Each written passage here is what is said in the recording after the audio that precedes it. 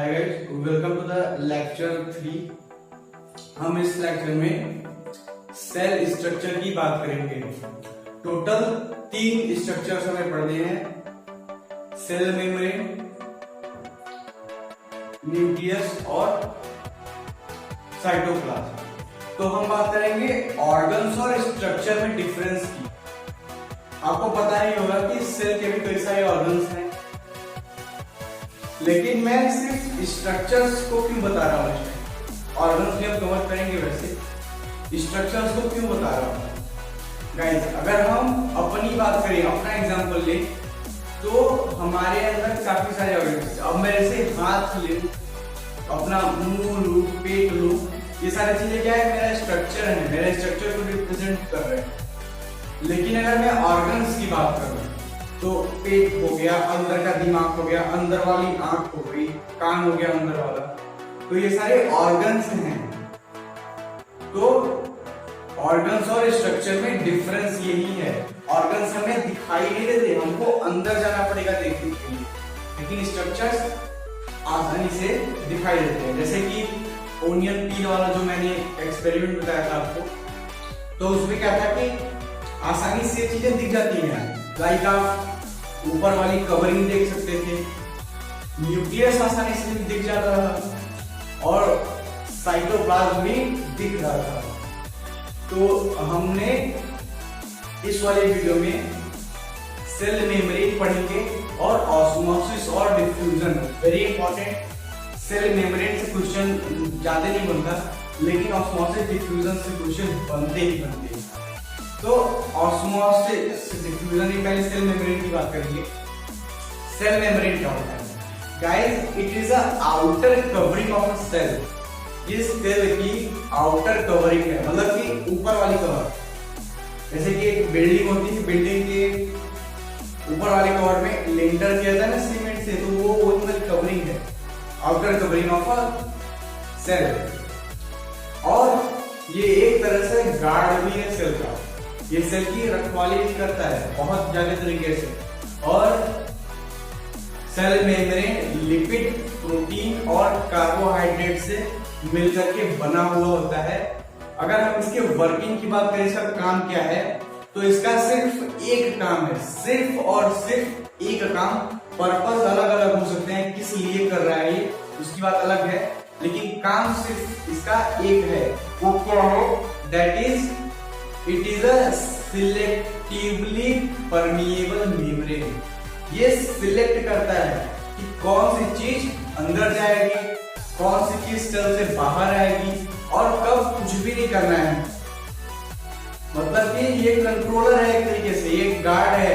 Guard होता है ना कि वो ये भेजता है कि क्या चीज, सब्जियां अंदर ले आनी है, पानी का टैंकर आने ले आना है, और कूड़े कचरे वाली गाड़ी बिल्डिंग से बाहर निकालनी है। तो ये सारी चीजें गार्ड का काम है। तो it just like the guard of the cell. तो एग्जाम में कुछ पूछता है कि why the cell membrane is also known as selectively permeable membrane. तो बिकॉज ये क्या है, एंट्री और एग्जिट को कंट्रोल करता है। सेल में क्या चीजें अंदर आनी है, क्या चीजें सेल से बाहर जानी है, ये सारी चीजें सेल मेम्ब्रेन करता है। लेकिन सेल मेम्ब्रेन करता कैसे है? That's all about osmosis and diffusion के जरिए सेल क्या करता है, एंट्री और एग्जिट को कंट्रोल करता है। पहले हम बात करेंगे डिफ्यूजन की। गाइस, मैंने केमिस्ट्री में पहले चैप्टर में डिफ्यूजन के बारे में डिस्कस कर लिया है।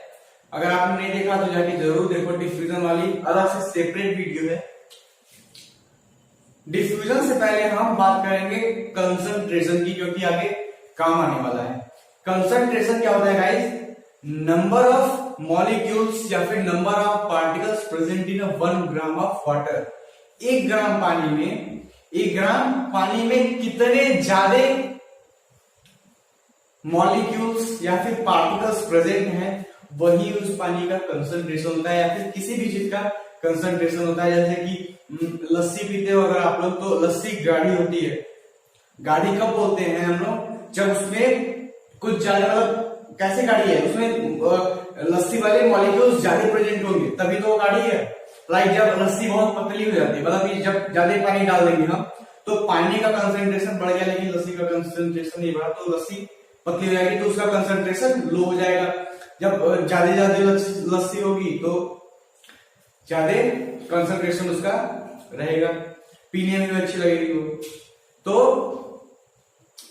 कंसंट्रेशन हमने जान लिया कि 1 ग्राम पानी में कितना पार्टिकल्स प्रेजेंट हैं।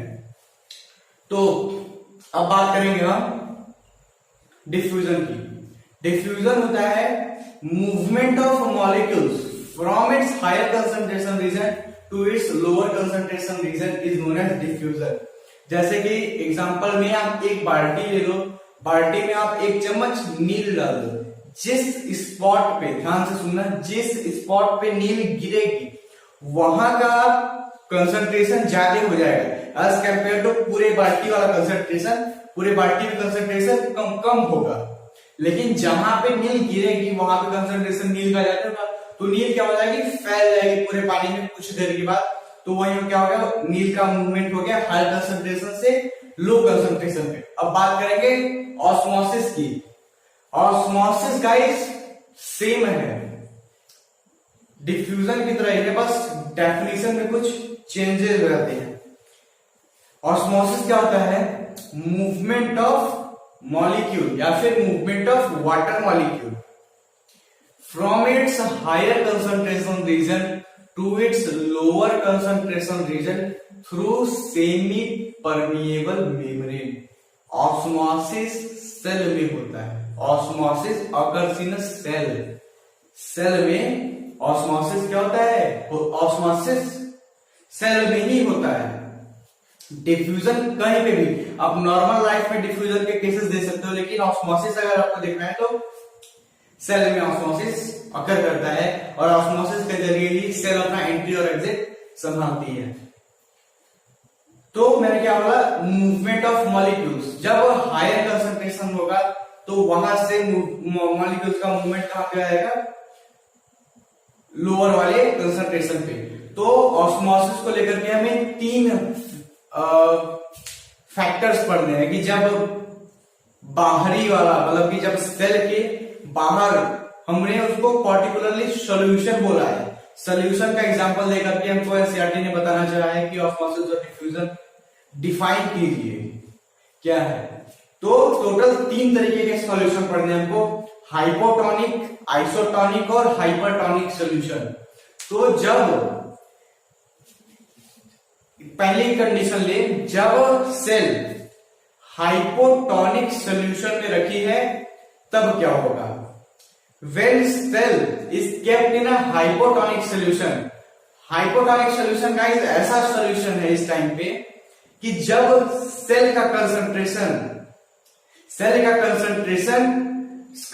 मतलब सेल में number of molecules present in water, जब सेल का कंसंट्रेशन लो होगा as compare to the concentration of solution, तो हायर कंसंट्रेशन से लोअर कंसंट्रेशन में ऑस्मोसिस अकर कर रहा है, सेमी परमिएबल मेम्ब्रेन से होकर के। तो जो बाहर वाला पानी होगा, जो बाहर वाला सॉल्यूशन होगा, उसका कंसंट्रेशन ज्यादा है, higher concentration, but the cell का कंसंट्रेशन इज लोअर कंसंट्रेशन। तो हायर से लोअर हो जाएगा और सेल क्या हो जाएगी, फूल जाएगी, सेल बिकम स्वेल अप। तो जब हाइपोटोनिक सॉल्यूशन में सेल को रखा जाता है तो सेल क्या हो जाती है, स्वेल अप, फूल जाती है। ठीक है, अब बात करेंगे आइसोटोनिक सॉल्यूशन। आइसोटोनिक सॉल्यूशन का ऐसा सॉल्यूशन है जब सेल का concentration is equal to solution वाला कंसंट्रेशन, मतलब कि बिल्कुल बराबरी वाली बात है। सेल का concentration is equal to solution का कंसंट्रेशन। ऐसी ये वाली कंडीशन में सेल, मतलब कि जितना सेल में जितना ज्यादा मॉलिक्यूल्स हैं उतना ज्यादा मॉलिक्यूल्स बाहर वाले सॉल्यूशन में हैं, तो क्या होगा, कुछ भी नहीं होगा। ठीक है ना, मतलब कि मैंने बोला ना बराबरी की बात है, तो बराबरी की बात है तो कौन जीतेगा कौन हारेगा इससे कोई मतलब नहीं है हमको। अब बात करेंगे तीसरे वाली कंडीशन की, हाइपरटोनिक सॉल्यूशन की। हाइपरटोनिक सॉल्यूशन क्या होता है गाइस? अब आप आसानी से सोच सकते हो कि हाइपोटोनिक सॉल्यूशन में सेल्स क्या हो रही थी? स्वेल अप हो रही थी। क्यों? क्योंकि सेल का कंसंट्रेशन लो था और सॉल्यूशन का कंसंट्रेशन हायर था, और सॉल्यूशन के कंसंट्रेशन में से मॉलिक्यूल छटक कर आ गए सेल के कंसंट्रेशन में, सेल में आ गए और सेल क्या हो गई? स्वेल अप हो गई। आइसोटोनिक सॉल्यूशन में बराबरी का मामला था, तो क्या हो गया? कुछ भी नहीं हुआ, सेल वैसी की वैसे ही रह गई। हाइपोटोनिक तो सॉल्यूशन क्या होगा? सेल का concentration is higher than the solution का कंसंट्रेशन। सेल में number of molecules is more, number of molecule ज्यादा होंगे as compare to the solution वाले मॉलिक्यूल्स। तो क्या होगा? Cell becomes shrink, cell shrink हो जाएगी। सेल क्या हो जाएगी? श्रिंक हो जाएगी। इसका एग्जांपल, जब आप कपड़े धोते हो, जब आप कपड़े साफ करते हो, या फिर जब आप नहाते हो, काफी देर तक नहाते हो, तो आपने कभी गौर किया है कि आपकी यहाँ की जो अंगुलियां होती है वो श्रिंक हो जाती हैं? कैसे होता है? दैट्स ऑल अबाउट ये वाला condition, third condition of osmosis. Osmosis की तीसरी कंडीशन वहां पे अप्लाई होती है। वहां पे क्या होता है? सेल का concentration is higher than the concentration of water. Water का कंसंट्रेशन उस टाइम पे बहुत लो होता है एज कंपेयर टू यहाँ हाथ वाले कंसंट्रेशन ऑफ सेल। तो सेल में से सारा पानी निकल करके पानी में आ जाता है और सेल सिंक हो जाती है। इस एक्सपेरिमेंट को ट्राई करने के लिए आप क्या कर सकते हो? आप करना ये कि किशमिश, जानते हो नहीं, किशमिश को भिगो आप, तो आपको अच्छा वाला एग्जांपल मिल जाएगा। जब आप किशमिश, मतलब जब किशमिश ड्राई है बिल्कुल, उसको पानी में डालोगे, देखोगे किशमिश कुछ देर बाद फूल जाएगी। फिर आप किशमिश को कुछ देर छोड़ दो, तो जो एयर में वाटर मॉलिक्यूल्स होंगे वो कम होंगे एज कम्पेयर टू जब किशमिश पानी में था।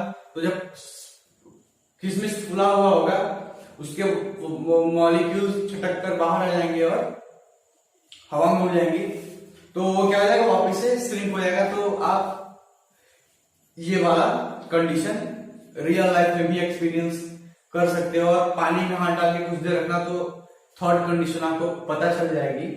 और होपफुली आपको ये चीज समझ में आएगा, क्योंकि बहुत कंफ्यूज करता है।